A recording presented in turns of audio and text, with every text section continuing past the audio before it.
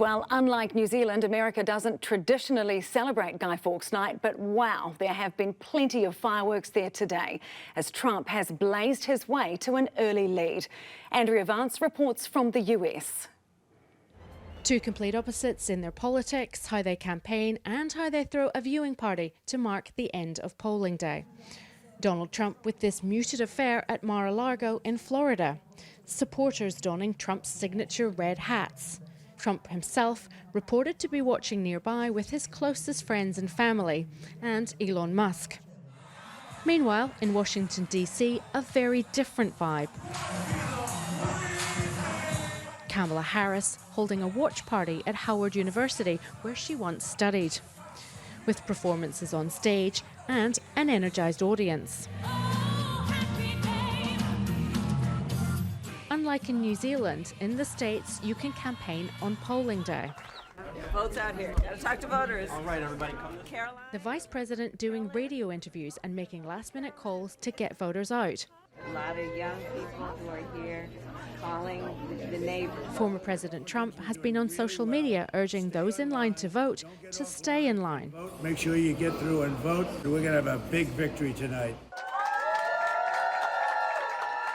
After casting their votes, Donald and Melania Trump came to thank their campaign staff. There are a lot of things that are happening in our country that have to be changed, and we'll do it, and we'll do what's right for the country. And I think that's why we're doing well, but let's see if we can close it out. His advisors 100% behind their boss. You built the greatest political movement in history, and you're our inspiration, and we're going to bring this up today.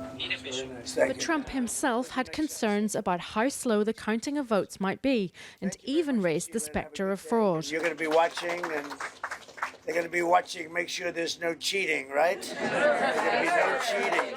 Across America's 50 states, tens of millions of Americans queued at polling stations for what is being widely seen as the most consequential election since the Civil War. From the great cities like New York to the fiercely contested suburbs like Dearborn in Michigan, and from battleground Georgia, where the black vote is crucial, to the desert state of Arizona, where border security is the big issue.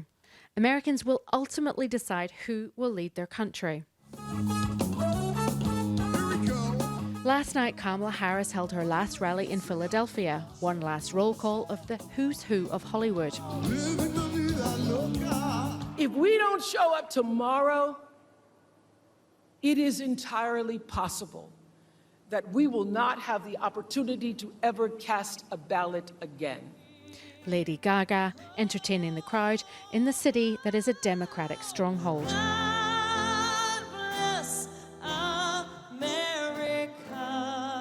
And then the vice president ended her campaign implying she would be very different to Joe Biden. We are optimistic and we are excited about what we can do together.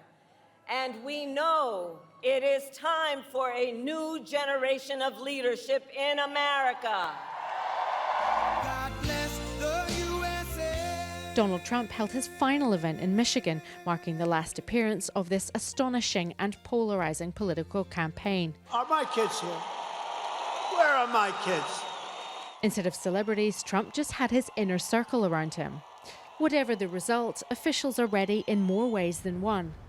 The nation's capital boarded up in case of riots or political violence. The White House surrounded by security fencing. And the Capitol prepared with the stands and scaffolding for the inauguration of America's 47th president, whoever that might be. US correspondent Mitch McCann joins us now live from Michigan, one of the 7 swing states. Kia ora, Mitch. So Trump is ahead 230 to Harris's 204 in the Electoral College. 270, of course, is the number to reach to win the White House. And Trump seems to be looking good in Michigan too. Yeah, good evening again, Sam, from the battleground state of Michigan, where there are some solemn faces around here at the moment. You might be able to hear the music in the background, but there is no one down there dancing.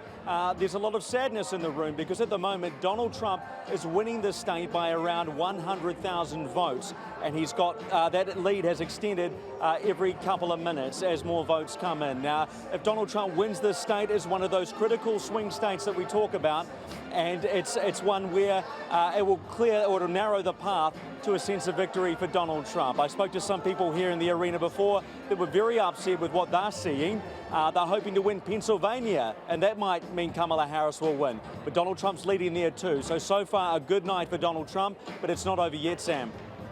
A lot of votes still to be counted, Mitch. We know Michigan was blue last time around, 4 years ago.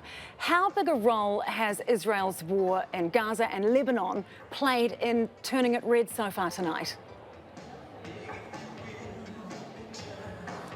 Yeah, well, of course, the war in Gaza is a significant issue right around the United States, Sam, but especially so here in Michigan. Around 200,000 registered voters in this state identify as being Arab American, either from the Middle East or have North African roots. And to illustrate how upset they are with the current administration's position in this war, 100,000 people in the Democratic primary this year voted or wrote in uncommitted instead of ticking Joe Biden's name as a protest vote. So there's a lot of unhappy people here, and Donald Trump has been here in the last couple of weeks, in fact in the last couple of days, trying to exploit that weakness in the Democratic Party, trying to capture more votes from the Arab American community. And if he wins tonight, the Democratic Party might be looking at that issue and seeing if they could have done more.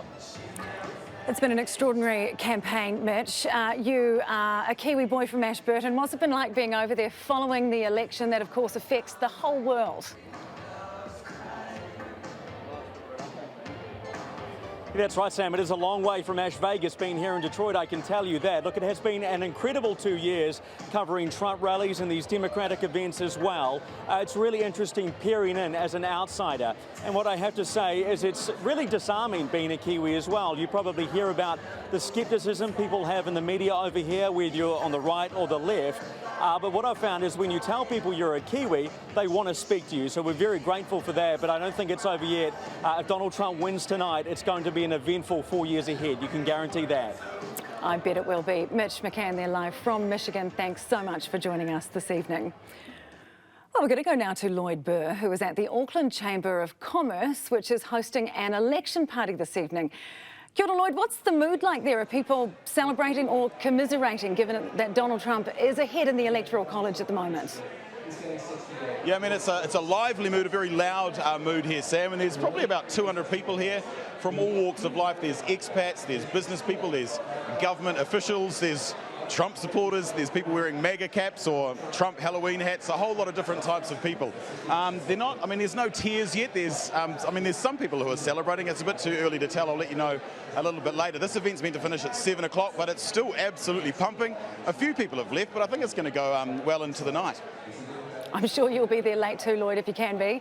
Now, if Trump wins, I know you've been speaking to people there, what will it mean for our exporters? Yeah, well, Trump loves tariffs. He's talked about tariffs a lot. And our big exports to the US, they include, our red meat and our fruit and veg and our dairy and wine and tech services as well. They'll probably get bigger tariffs. So that's what's coming to our exporters. And higher prices for consumers means they're less likely to be demand. So Trump will mean higher tariffs. But the Democrats, let's be honest, Sam, aren't much more. I mean, yes, they've got lower tariffs. Trump's have got higher tariffs. So he's the worst of those two evils. OK, Lloyd Burr there, live for us in Auckland at the Chamber of Commerce. Tēnā koe. Thanks so much. Let's go back now to Andrea Vance in Washington, D.C. Andrea, there were fears that the election could turn violent. What's the feeling like there where you are in the capital? Kia ora, Sam. Well, yeah, this is a Democrat town, so things are pretty tense. The streets are pretty empty, actually, but the bars and election watch parties are crammed full of people with their eyes glued to those TV screens watching the results come in. So as you would expect, security is very tight in Washington tonight. We've been up at the White House where we've seen some protesters, some pro-Palestinian demonstrators competing for attention with some pro-Christian groups singing hymns. So things are tense, but it's quiet so far and no sign of trouble yet. OK, Andrea, it's, I have to say, looking pretty good for Donald Trump and the Republicans at the moment. But is there a way back for Kamala Harris? Yeah, as you've emphasised, Sam, it is very early to call yet. The Democrats are stressing that they are outperforming expectations in the early votes in Philadelphia, in the suburbs of Michigan and the suburbs of Atlanta, and in Wisconsin. We're not expecting results for another 3 to 5 hours. So those northern blue wall seats are still key. The results are pretty jaw-dropping for the Democrats, but it's a long night ahead yet.